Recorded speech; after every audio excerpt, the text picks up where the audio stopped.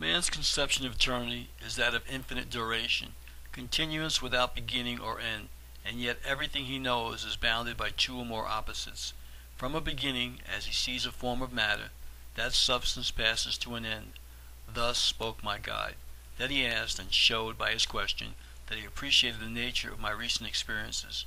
Do you recall the instant that you left me standing by this bowl to start, as you imagined, with me as a companion, on the journey to the cavern of the grotesque? No, because I did not leave you. I sipped of the liquid, and then you moved on with me from this spot. We were together, until at last we were separated on the edge of the cave of drunkards. Listen, said he, I neither left you, nor went with you. You neither went from this spot, nor came back again. You neither saw nor experienced my presence, nor my absence. There was no beginning to your journey. Go on. You ate of the narcotic fungus. You have been intoxicated. I have not, I retorted. I have been through your accursed caverns and into hell beyond. I have been consumed by eternal damnation in the journey, have experienced a heaven of delight, and also an eternity of misery. Upon the contrary, the time has passed since you drank the liquid contents of that fungus fruit, has only been that which permitted you to fall upon your knees. You swallowed the liquor when I handed you the shell cup. You dropped upon your knees, and then instantly awoke. See, he said, in corroboration of my assertion, the shell of the fungus fruit at your feet is still dripping with the liquid you did not drink. Time has been annihilated. Under the influence of this potent, earth-bred, narcoto-intoxicant, your dream, begun inside of eternity, you did not pass into it. You say, I interrupted, that I dropped upon my knees, that I have experienced the hallucination of intoxication, that the experience of my vision occurred during the second of time that was required for me to drop upon my knees. Yes. Then, by your own argument, you demonstrate that eternity requires time, for even a millionth part of a second is time, as much so as 1,000,000 of years. You mistake, he replied. You misinterpret my words. I said that all you experienced in your eternity of suffering and pleasure occurred between the point when you touched the fungus fruit to your lips and that when your knees struck the stone. That consumed time, I answered. Did I assert, he questioned, that your experiences were scattered over that entire period? No. May not all that occurred to your mind have been crushed into the second that accompanied the mental impression produced by the liquor, or the second of time that followed, or any other part of that period, or a fraction of any integral second of that period? I cannot say, I answered, what part of the period the hallucination, as you call it, occupied. You admit that so far as your conception of time is concerned, the occurrences to which you refer may have existed in either an unestimable fraction of the first, the second, or the third of the period. Yes, I replied, yes, if you are correct in that, they were illusions. Let me ask you furthermore, he said, are you sure that the flash that bred your hallucination was not instantaneous and a part of neither the first, second, or third? Continue your argument. I will repeat a preceding question with a slight modification. May not all that occurred to your mind have been crushed into the space between the second of time that preceded the mental impression produced by the liquor and the second that followed it? Need it have been a part of either second or of time at all? Indeed, could it have been a part of time if it were instantaneous? Go on.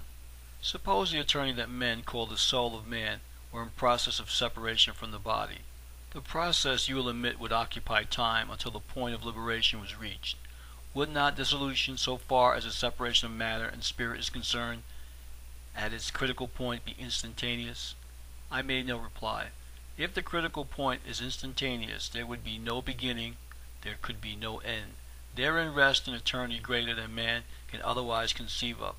For, as there is neither beginning nor end, time and space are annihilated.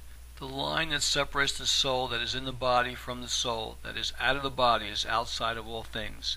It is a between, neither a part of the nether side nor of the upper side. It is outside the here and the hereafter.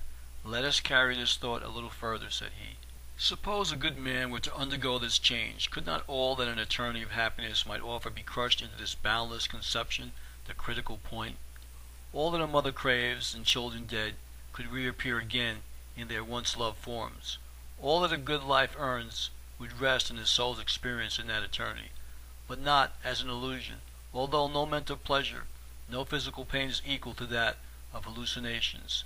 Suppose that a vicious life were ended. Could it escape the inevitable critical point? Would not that life in its previous journey create its own sad eternity? You have seen the working of an eternity with an end, but not a beginning to it, for you cannot sense the commencement of your vision. You have been in the cavern of the grotesque, the realms of the beautiful, and you have walked over the boundless sands that bring misery to the soul, and have, as a statue, seen the frozen universe dissolve. You are thankful that it was all but an illusion as you deem it now. What would you think had only the heavenly part been spread before you? I would have cursed the man who dispelled the illusion, I answered. Then, he said, you are willing to admit that men who so live as to gain such an eternity, be it mental illusion, hallucination, or real, make no mistake in life?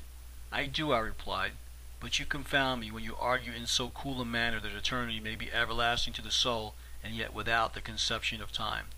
Did I not teach you in the beginning of this journey, he interjected, that time is not as men conceive it? Men cannot grasp an idea of eternity and retain their sun-bred morning and evening conception of time. Therein lies their error. As the tip of the whiplash passes with the lash, so through life the soul of man proceeds with the body. As there is a point just when the tip of the whiplash is on the edge of its return, where all motion of the line that bounds the tip ends, so there is a motionless point when the soul starts onward from the body of man. As the tip of the whiplash sends its cry through space, not while it is in motion either way, but from the point where motion ceases, the spaceless, timeless point that lies between the backward and the forward, so the soul of man leaves a cry, eternity, at the critical point. It is the death echo, and thus each snap of the life thread throws an eternity, its own eternity, into eternity's seas, and each eternity is made up of the entities thus cast from the critical point. With the end of each soul's earth journey, a new eternity springs into existence, occupying no space, consuming no time, and not conflicting with any other, each being exactly what the soul earth record makes it, an eternity of joy, heaven, or eternity of anguish, hell. There could be no neutral ground. Then he continued, the drunkard is destined to suffer in the drunkard's eternity, as you have suffered. The enticement of drink is evanescent. The agony to follow is eternal. You have seen that the subregions of earth supply an intoxicant. Taste not again of any intoxicant. Let your recent lesson be your last. Any stimulant is an enemy to man. Any narcotic is a fiend. It destroys its victim and corrupts the mind, entices it into pastures grotesque and even pleasant at first, but destined to eternal misery in the end. Beware of the eternity that follows the snapping of the life thread of a drunkard. Come, he abruptly said, we will pursue our journey.